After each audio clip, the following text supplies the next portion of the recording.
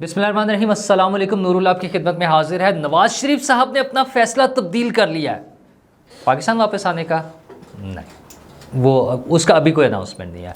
Election लड़ने का वो भी नहीं है। फिर कौन सा फैसला है जो उन्होंने तब्दील किया है वो मैं आपको बताऊंगा। दूसरी तरफ बिलावल भुट्टो जरदारी ने भी कुछ तब्दील कर लिया है और वो अपने अब्बा जान के खिलाफ खड़े हो गए हैं। उनकी आपस में ठन गई है असल कहानी क्या है और वो चाहते क्या हैं। और पाकिस्तान से जो बाहर लोग हैं उनके लिए छोटी छोटी सी खुशखबरी, और जो पाकिस्तान के अंदर हैं उनके लिए खौफनाक खबर। अगेन रोज़ ही आती हैं, खैर अब तो हमें आदत पड़ गई है, लेकिन बुरी खबर है। और लेकिन इन सब बातों से पहले बताऊं कि इमरान खान साहब के लिए भी कुछ अच्छी खबरें नहीं चल रही। अगरचे प्रोपेगेंडा किया जा रहा है जैसे पिछले कई दिनों से चल रहा था। पहले तो ये था ना कि वो सऊदी किंग ने बाद वो जो है हमारे वली अहद मोहम्मद बिन सलमान, उन्होंने पाकिस्तान आने से इनकार कर दिया क्योंकि इमरान खान साहब अंदर है ना जेल में। वो कहते हैं पहले वो बाहर आए तो फिर करेंगे।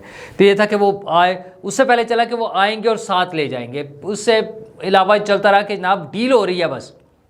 फौजी तो उनके तरले मिनते कर रहे हैं कि कहीं बाहर चले जाए, और वो बाहर नहीं जा रहे। वो बाहर जाने की बजाय ये उस वक्त शुरू हो गया था जब वो भी वो अंदर नहीं हुए थे, मतलब जेल में नहीं गए थे, तब उन्हें बाहर भेजा जा रहा था। फिर वो अंदर चले गए तो और कहानियाँ चलती रही। अब एक ताज़ा तरीन जो कल से चल रही है, कल हमने उसमें बैठक में भी डिस्कस किया। हबीब अकरम साहब बड़े सीनियर सहाफ़ी हैं और इमरान खान साहब से शदीद मोहब्बत भी रखते हैं। हालांकि कहते हैं कि कोई मोहब्बत नहीं है, लेकिन उनके जब उनकी बातें सुनते हैं तो वो छलक रही होती है मोहब्बत उसमें से इमरान खान साहब के लिए। ठीक है, हर आदमी की ज़ाती पसंद नापसंद है, उन्हें वो अगर पसंद है तो बहुत अच्छी बात है। उन्होंने ये खबर दी है कि फ़ौज और इमरान खान के दरमियान सुलह के लिए थॉट प्रोसेस शुरू हो गया। अच्छा, उन्होंने बड़ा कवर करके ना कंट्रोल करके ज़रा वो दिया कि थॉट प्रोसेस शुरू हो गया और वो मतलब सुलह की बातें चल रही हैं और दोनों तरफ से चल रही हैं। और ये मतलब उसमें ये था कि दोनों तरफ की ज़रूरत है शायद। अच्छा जी, बड़ी बात है। ये पीटीआई के जो हामी लोग हैं जो अभी भी समझ रहे हैं कि इमरान खान साहब ही इस मुल्क में तब्दीली लाएंगे और वही इनकलाब लेकर आएंगे और वो रियासत मदीना भी बनाएंगे, और इस तरह की सारी जो हवाई बातें हैं ना वो सारी उनके जो लोग चाहते हैं या सोचते हैं उनके लिए बड़ी अच्छी खबर है। और वो जो अंधाधुंध एतकाद वाले लोग होते हैं ना, बगैर सोचे समझे, कोई प्लान नहीं है, कोई मैनिफेस्टो नहीं है, जो लफाजी की हद तक ना बजाय कोई सॉलिड कोई टेंजिबल चीज़ होने के शऊर दिया है जी, आज़ादी दिलवा रहा है।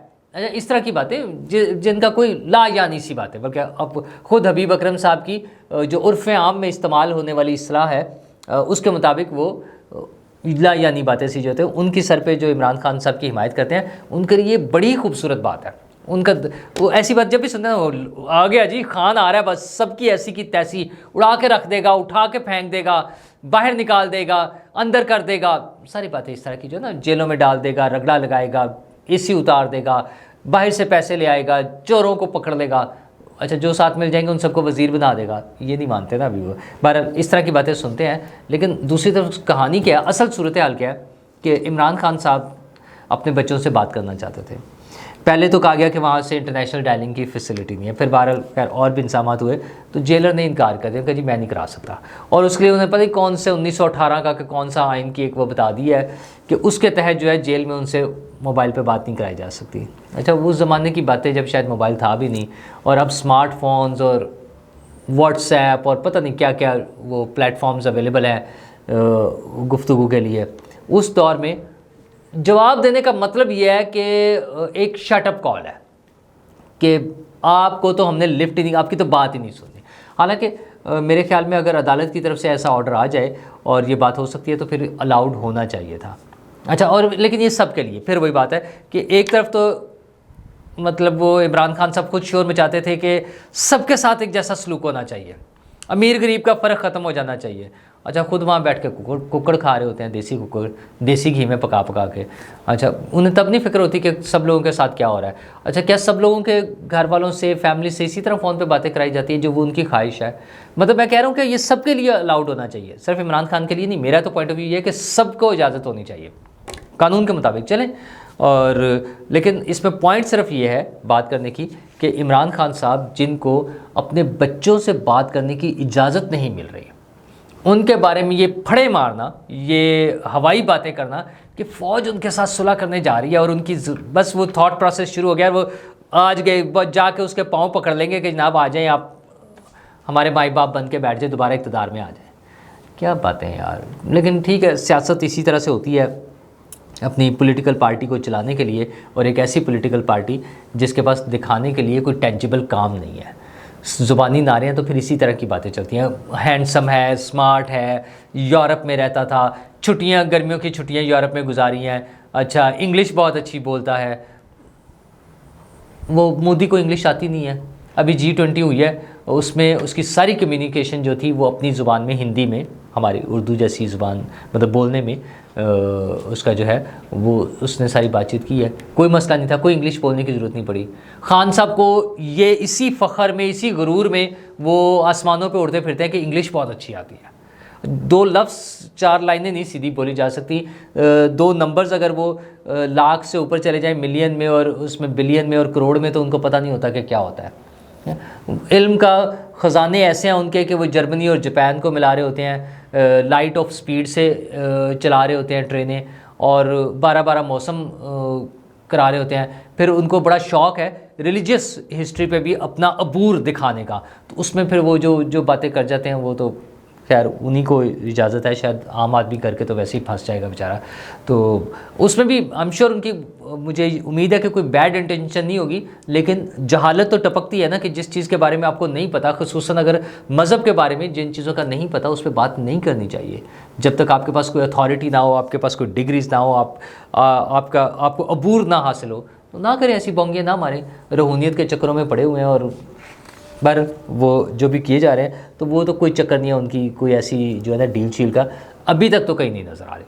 और मुस्तकबिल का तो बंदों के तो इल्म नहीं होता ना, कल को किसी की नीयत क्या तब्दील हो जाए, तो वो बात है। बहरहाल बिलावल साहब का जिस तरह हमें इनकी कोई डील नहीं नज़र आ रही, इसी तरह बिलावल साहब को भी अपना इक़्तिदार का जो तस्वीर है वो धुंधला गई है, शायद वो क्लियर नज़र नहीं आ रही। सियासी पार्टी का ज़ाहिर है वो इक़्तिदार के लिए लड़ते हैं, फोकस करते हैं उसको, और उन्होंने अवाम से जो वादे किए होते हैं, अवाम को जो अपना वो मैनिफेस्टो दिखाया होता है, मंशूर बताया होता है, उसके मुताबिक उसको पूरा करने के लिए ज़ाहिर है उन्हें इक़्तिदार की ज़रूरत होती है। उसमें आएंगे, कुछ काम करके दिखाएंगे तो दोबारा भी वोट मिलेंगे। लेकिन अब उन्हें लग रहा है कि शायद जो मामलात हैं उनके हाथ से निकलते जा रहे हैं और नून लीग को फेवर की जा रही है और पीपल्स पार्टी को साइड लाइन किया जा रहा है। अच्छा, उसमें कुछ चीज़ें ऐसी नज़र आती हैं जो बज़ाहिर ये लगता है कि नून लीग को फेवर की जा रही है। मेरा ज़ाती ख्याल ये है कि शायद नून लीग को ज़्यादा फेवर नहीं हो रही होगी, लेकिन ज़ाहिर है जो अपेरेंट चीज़ें होती हैं, जो दिख रही होती हैं, उनकी अपनी एक वैल्यू होती है, उस पे बेस पर ऐसा चल रहा है। अब वो कह रहे हैं कि हमारी CEC ने डिसाइड कर दिया फौरी इलेक्शन चाहिए, हालांकि आसिफ जरदारी साहब बड़े क्लियर है। वो तो कहते हैं कि जनाब इलेक्शन के मतलब वो कहते हैं सियासत की ज़रूरत है, मईशत को बचाएं पहले। जैसे कादरी साहब आए थे ना, सियासत नहीं रियासत को बचाएं, खैर वो तो एक ढोंग था, ड्रामा था। इनके आसिफ जरदारी साहब के नारे में एक बहरहाल रियलिटी है कि मईशत का बहुत बुरा हाल है और पॉलिटिकल पार्टीज़ के पास कोई इतना सॉलिड प्रोग्राम नहीं है, किसी भी पार्टी के पास, कि वो ये कहें कि हम मईशत के हवाले से ये काम करने जा रहे हैं या ये करेंगे या ये हमारे प्रोजेक्ट्स होंगे जिसके ज़रिए हम मईशत को संभाल लेंगे, ऐसा नहीं है।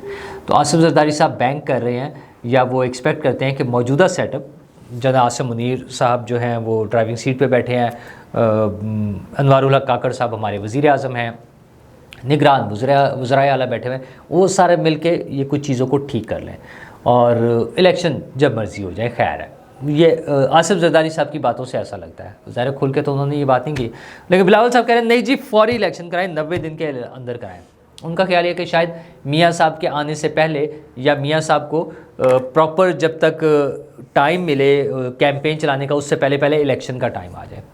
लेकिन मियाँ साहब ने तो आना है, उन्होंने उनके अभी तक के ऐलानात के मुताबिक, अगेन अभी तक मुझे तो नहीं लगता कि इलेक्शन होने, लेकिन मियाँ साहब के ऐलानात ये हैं जो वो साथ खड़े थे और शहबाज शरीफ साहब ने अनाउंस किया कि 21 अक्टूबर को वो पाकिस्तान तशरीफ़ ले आएंगे। उनकी पार्टी जो है वो जनवरी-फरवरी में इलेक्शन की बातें करती है, वो चाहे राना सनाउल्लाह साहब हों, चाहे एहसन इकबाल साहब हों या बाकी लोग भी, वो लोग जनवरी-फरवरी में इलेक्शन की बातें करते हैं। क्या उन्हें जनवरी-फरवरी में इलेक्शन मिल जाएंगे? मुश्किल लगता है। मुझे तो नहीं लगता। लेकिन नवाज़ शरीफ साहब एक बात पर अपना फ़ैसला तब्दील करने पर मजबूर हो गए, वो है, हाँ, वापसी वाला मसला भी नहीं है, इलेक्शन भी नहीं है, वो है पीपल्स पार्टी से इत्तेहाद। वो कह रहे हैं जी मेरी तौबा, मैं आइंदा से पीपल्स पार्टी के साथ मिलकर नहीं चलूँगा।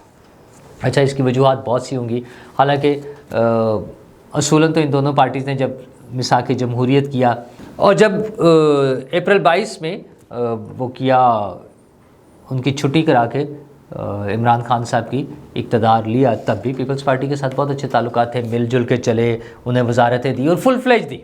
मतलब वजारत ख़ारजा जो है जिस तरह से पीपल्स पार्टी को दी गई, वो इंडिपेंडेंटली खेले हैं, पॉलिटिकल सेटअप में रहते हुए जितना खेला जा सकता था, और उन्होंने परफॉर्म किया। बिलावल भुट्टो ने जो वजारत ख़ारजा उसके हवाले से बहुत अच्छा परफॉर्म किया, जितना कुछ हो सकता था उस हिसाब से उन्होंने किया। नवाज़ शरीफ साहब अब तौबा कर रहे हैं, वो कह रहे हैं नहीं जी अब इनके साथ मिलके नहीं चलना। अच्छा, उसकी एक बड़ी वजह तो इलेक्शन है कि इलेक्शन में इकट्ठे नहीं जा सकते, तो फिर तो वही शोर आ जाएगा ना कि दोनों मिलके चल रहे हैं, आपस में मिले हुए हैं। उसकी बजाय दोनों को अपनी अपनी ग्राउंड पर, अपनी अपनी पिच पर खेलना होगा। तो वो सियासी ज़रूरत है दोनों की, नून लीग की भी और पीपल्स पार्टी की भी, कि वो अपनी अपनी स्ट्रैटेजी के साथ चलें। और दोनों के वोटर ज़ाहिर है एक दूसरे के ख़िलाफ़ हैं, तो उनको राज़ी रखने के लिए, उनको खुश करने के लिए वो अपना अपना अलग एजेंडा हो, और बहुत हद तक वो एक दूसरे के ख़िलाफ़ ही होगा तो कामयाब होगा। तो नवाज़ शरीफ साहब तौबा कर रहे हैं, बिलावल साहब अपने अब्बा जान से लड़ रहे हैं। वैसे ये आप देखें हमारे मुल्क के सेटअप में तो बाप जिस पार्टी का नाम हो उसी को भाग लग जाते हैं, वो वहाँ पहुँच जाती है। तो आसिफ जरदारी साहब तो उनके रियल बाप हैं, फादर हैं।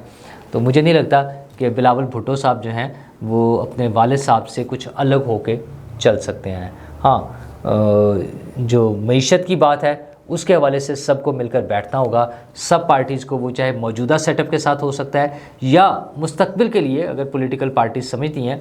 पीटीआई तो फ़िलहाल आउट है ना, मतलब जिस भी वजह से समझ लें यार, हम उसके हक़ में हो या ना हो इस बात के, वो फ़िलहाल फारिग है अगले इलेक्शन।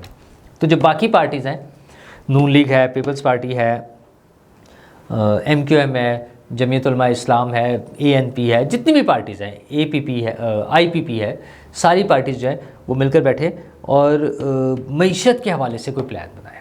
लोगों को भी हौसला हो कि यार इनके हाथ में कुछ है, एटलीस्ट कोई प्लान है इनके पास जिसके मुताबिक चलेंगे तो पहले 4 माह में ये होगा, फिर 6 माह में ये होगा, फिर साल में ऐसा होगा। कुछ ऐसा दिखाएं ना। अभी तो कुछ नहीं है, अभी तो वो लॉलीपॉप वाली बात है कि पाकिस्तान से बाहर मुकीम पाकिस्तानी हैं उनको एक लालच दिया जा रहा है इनामी स्कीम के, वो अगर अपने पैसे बैंकिंग सेक्टर से भेजें तो उनके लिए इनामात का ऐलान किया जा रहा है। अच्छा, वक्तन फ़वक्तन ऐसा होता रहता है, निजी कंपनियां भी ऐसी चीज़ें करती हैं, लेकिन अब हुकूमती सतह पर भी ऐसा हो रहा है।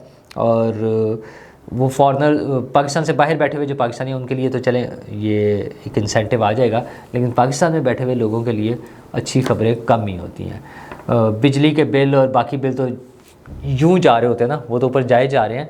गैस के बिलों पे ऑलरेडी मल्टीपल टाइम्स वो इजाफा होने के बाद अब फिर जो वज़ीर तवानाई है वो कह रहे हैं कि बिजली के बिलों पे काम हो रहा है और उसका इतलाक़ जो है 1 जुलाई से होगा। यानी आपने पिछले 3 माह के भी पैसे, आपने का मतलब है मैंने, आपने, हम सब ने पे करने होंगे। जो नहीं करते उनको तो फ़र्क नहीं पड़ता, लेकिन हम सबको 3 माह के पैसे भी पे करने पड़ेंगे। और ये मैं इसलिए कह रहा हूँ कि हमारे मुल्क में कम होने का चांसेस आपको भी पता कितने हैं, बढ़ने के चांसेस हैं। तो दुआ करते हैं कि कोई बचत हो जाए किसी भी तरह से। ये हमारी जो कुर्बानी रोज़ रोज़ मांगी जाती है, इससे शायद हमारी भी बचत हो जाए। शुक्रिया।